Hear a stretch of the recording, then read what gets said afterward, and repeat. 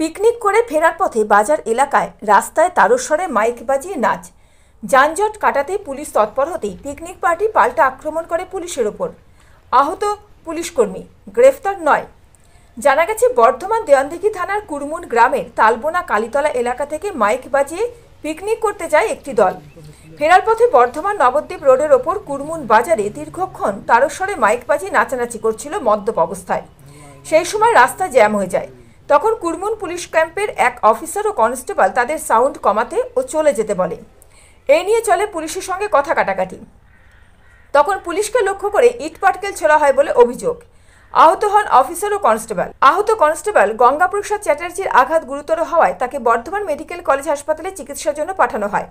ঘটনা খবর পেয়ে দেওয়ানদিঘি থানার বিশাল পুলিশ বাহিনী পৌঁছায় ঘটনাস্থলে পরিস্থিতি নিয়ন্ত্রণে। গ্রেফতার করা হয় 9 জনকে।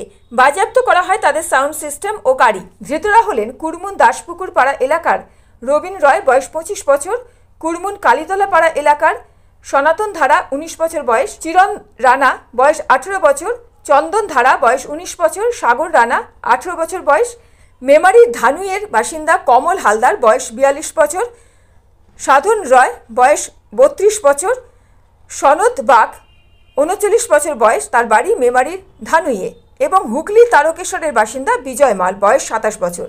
ধৃতদের আজ বর্ধমান আদালতে পেশ করে পুলিশ। তাদের মধ্যে কয়েকজনকে রিমান্ডে নেওয়ার আবেদন জানিয়েছে আদালতে পুলিশ বলে জানা গেছে পুলিশ সূত্রে। Bureau report, mobile news 910।